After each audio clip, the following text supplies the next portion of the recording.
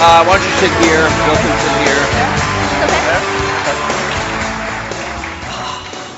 The first question I kind of was interested in asking is what you think each has contributed to the computer and technology industry, starting with you, Steve, for Bill, and vice versa. I think, but the biggest thing was Bill was really focused on software before almost anybody else had a clue that it was really the software. Bill, how about the contribution of Steve and Apple? Well, first I want to clarify, I'm not fake Steve Jobs. I actually looked at an Apple ad from 1978. It was a print ad that shows you how ancient it was, and it said thousands of people have discovered the Apple computer. Thousands of people. We had some very strange ads back then. We had one where it was in a kitchen, and there was a woman that looked like the wife, and she was typing in recipes on the computer with the husband looking on approvingly in the back. Yeah. Stuff like that. Most people, some people here, but I don't think most people know that there was actually some Microsoft software in that Apple II computer. Do you want to talk about what happened there, or how that occurred? The original Apple II BASIC, the integer BASIC, we had nothing to do with.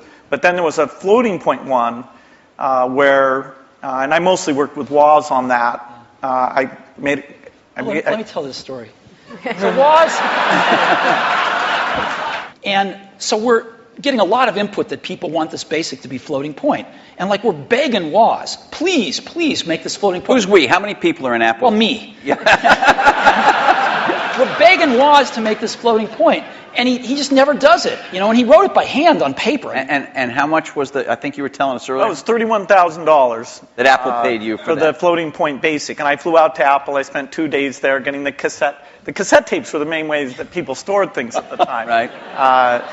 And that was fun. And so we were working together. The schedules were uncertain. The quality was uncertain. The price. When Steve first came up, it was going to be a lot cheaper computer than it ended up being, but that was fine. So we made this bet that the paradigm shift would be graphics interface, and in particular that the Macintosh would make that happen with 128K of memory, 22K of which was for the screen buffer, 14K was for the operating system. So it was 14K. Yeah, 14K. Yeah, and we were actually negotiating a deal to invest and make some commitments and things with Gil Amelio. Next thing I knew, Steve called me up and said, "Don't worry about that negotiation with Gil Amelio. You can just talk to me now." And I said, "Wow." How do you look at yourselves in this landscape today? Because you are competitors in certain ways, which is the American way, right? We watch the commercials. And you get annoyed at each other from time to time. You know what? I have to confess, I like PC Guy better. Yeah, he's great. I like him. The art of those commercials is not to be mean, but it's actually for the guys to like each other.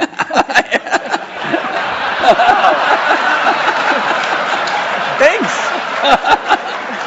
PC Guy is great. I like PC. Got a big heart. And in a few cases like the Zune, that if you go over to that group, they think of Apple as a competitor. They love the fact that Apple's created a gigantic market, and they're going to try and come in and contribute something to that. And we love them because they're all customers. The same processor, essentially, that the Mac had. This is one of those great ironies. They were switching away from that processor while the Xbox 360 was adopting it, but for good reasons, actually, in both cases. We try and do things that way. So that was the development system for the early people getting their software ready for the introduction of Xbox 360. And we never ran an ad on that. I see. Admirable restraint. That's wonderful. There were hundreds of them. Steve is so known for his restraint. I assume you carry a tablet PC. I don't know what brand it is. Maybe you change them up. I don't know. You obviously carry a MacBook Pro, I would guess, or a MacBook. Yeah, well, and an iPhone. And an iPhone. You have one? I do. Right here? Yes. Well, he has one. He took it out before. What is the iPhone and are some of these other smartphones, and I know you make you believe that the iPhone is much better than these other smartphones at the moment, but are these things, aren't they really just computers in a different form factor?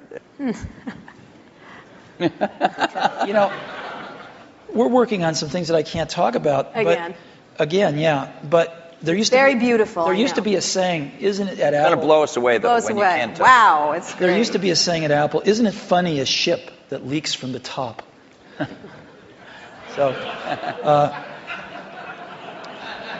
That's kind of like a sweater without sleeves is a vest. I don't get that.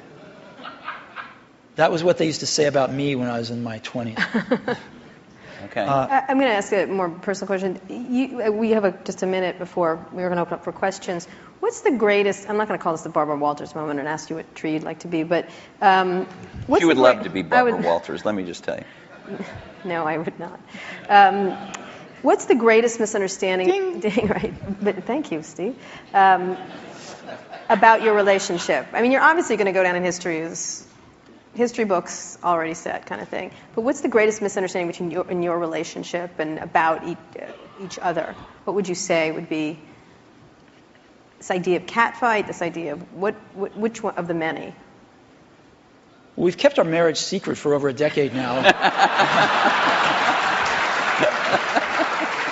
Canada. That trip to Canada. Mm-hmm.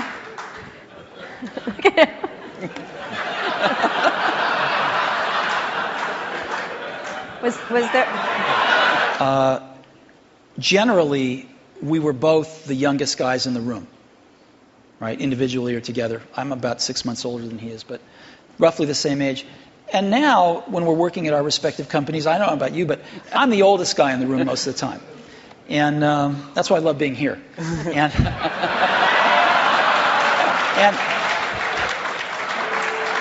so Happy to oblige. Happy to oblige. And you know, I think of most things in life as either a Bob Dylan or a Beatles song. But there's that one line in that one Beatles song, you and I have memories longer than the road that stretches out ahead. And that's clearly true here. Well, you know what? I think we should end it there. Let's just end it there. I'm going to have a little tear right here. Thank you. Thank you very much. Thank you so much. Thank you.